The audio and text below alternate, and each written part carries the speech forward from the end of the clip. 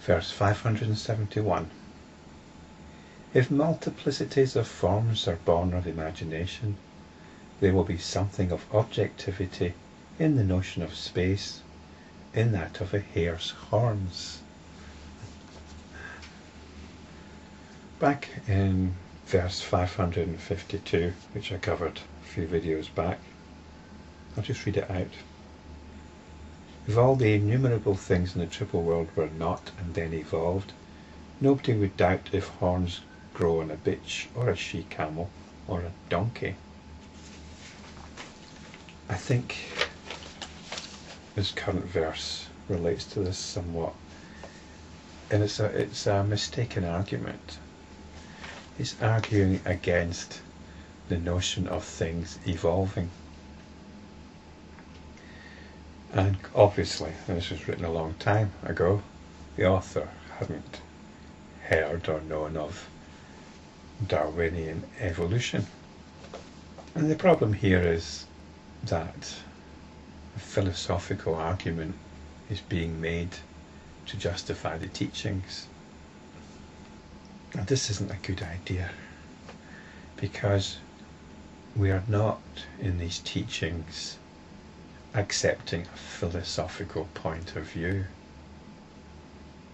We're endeavouring to see things for ourselves. Not only endeavouring, but we actually are seeing things for ourselves. The whole point of these teachings, what in the previous verse the Buddha described as a hidden meaning, the point is that we practice, we realise for ourselves. There's a difference between talking about music and listening to music. They're two quite different things. So when you get philosophical, you're talking about the teaching and you're not realising the truth of it. You cannot establish the truth of the teaching by philosophical argument, only by realisation. So let's have a look anyway, see if we can unpick this a little. If multiplicities of forms are born of imagination, there will be something of objectivity in the notion of space, in that of a hare's horns. Well, let's start at the end and move to the beginning, because this short list of space and a hare's horns seems a little bit strange, because it's obviously arguing against the objectivity of a hare's horns. But what about space? Is space an objective thing? Is space something out there? Is it a real thing? Is it an object, like this sheaf of paper is, or like my cup of coffee is? The physicists certainly treat space as an object, although the philosophers tend to regard space as an organising principle by which sensory data is sorted, and it doesn't really have any meaning beyond the senses. The physicists talk about space expanding. It's always being created. The universe is constantly getting more space in it. It's in a state of constant expansion. And the assumption is at some point that process will stop and space will start disappearing. So what's this to do with? Perhaps none of that is relevant. There'll be some objectivity in the notion of space and in that of a hare's horns. Well, a hare with horns, or a hare's horns, will take up space. And I think all this means here is that the very notion takes up space. We tend not to think of ideas taking up space. If I have the idea of a mouse, and I have the idea of an elephant, well, does that elephant take up more space? Does the idea of an elephant take up more space?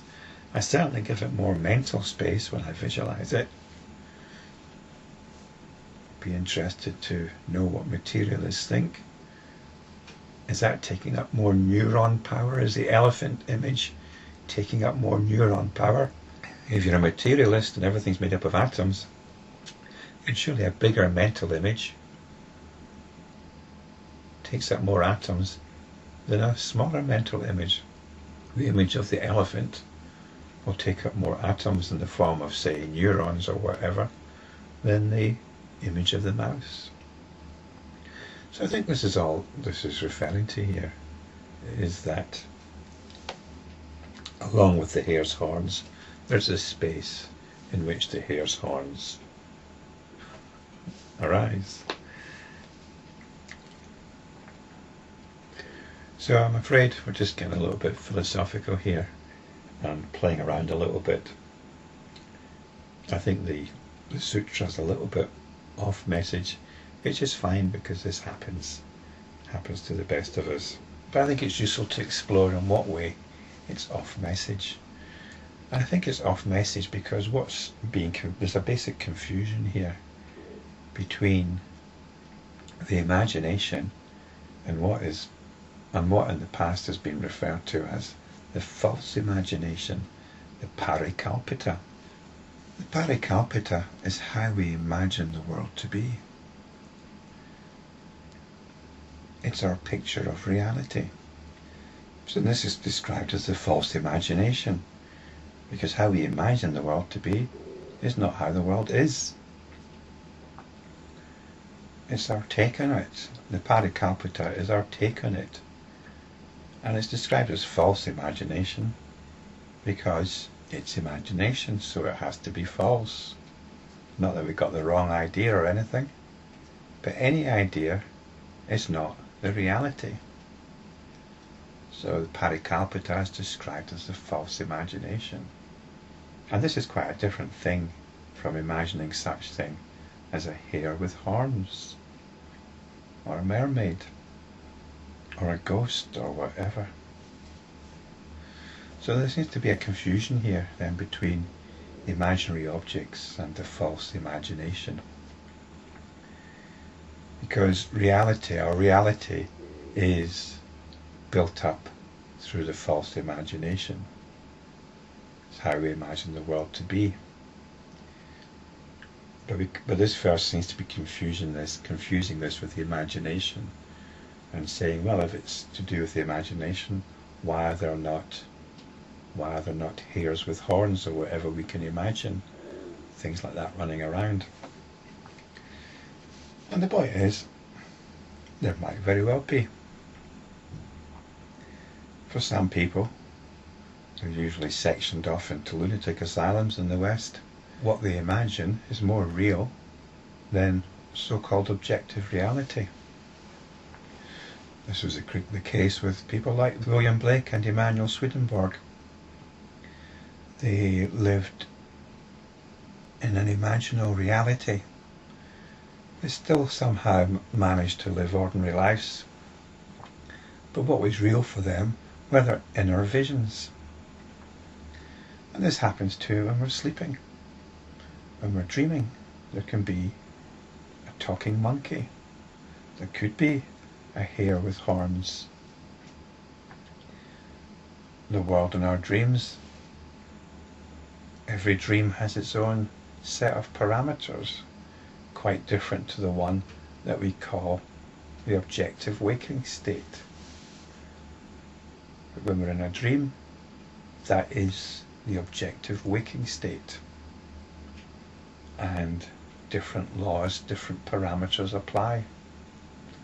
So you could very well have a hare with horns, or a talking monkey, or a flying dragon, or angels. So that probably covers it for this verse. But what's the point of this verse? It sounds like this is some kind of counter-argument to the teaching. And the next, it's saying that it's arguing with the idea that reality is born of the imagination. And the next verse provides an answer, a philosophical answer. so I might as well read that. Verse 572. When an objective reality is of mind, this reality does not belong to imagination. The reality born of imagination is something other than mind and is unobtainable.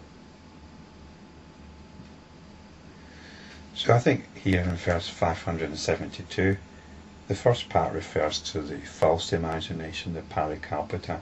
When an objective reality is of mind, this reality does not belong to imagination. The reality born of imagination is something other than mind and is unobtainable. And this refers to the individual imagination. I can relate to the objects of my imagination, but they are unobtainable by others. They are not part of the objective reality. So it says that reality born of imagination is something other than mind. And this mind here refers to the parikalpita. The parikalpita depends on the culture and the beliefs and the environment that we're reared in. This is the paratantra, and this constitutes so-called objective reality. It's an agreed set of beliefs. And it could be some of these sets of beliefs are imaginary. If you believe in spirits or angels or jinns, they can be part of the common objective reality. And likewise religious beliefs. Religious beliefs can be part of the common objective reality. So I wouldn't make such a hard and fast distinction here between the imagination and the false imagination, or the imagination and objective reality. I think the main thing we need to be clear about is the distinction between imagination and the false imagination. It's a discrimination that we need to make in order to not be sectioned. The false imagination relates to an agreed understanding about how things are.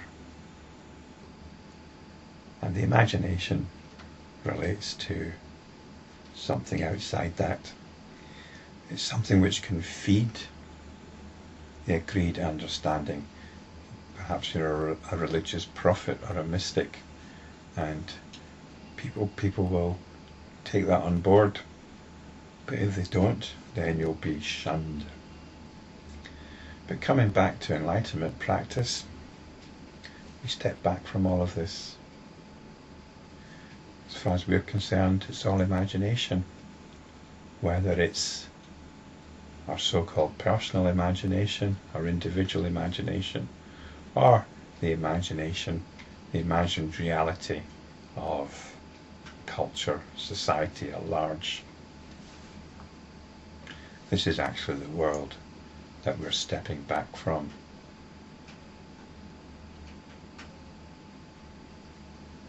The world that we extricate ourselves from and stop emotionally investing in.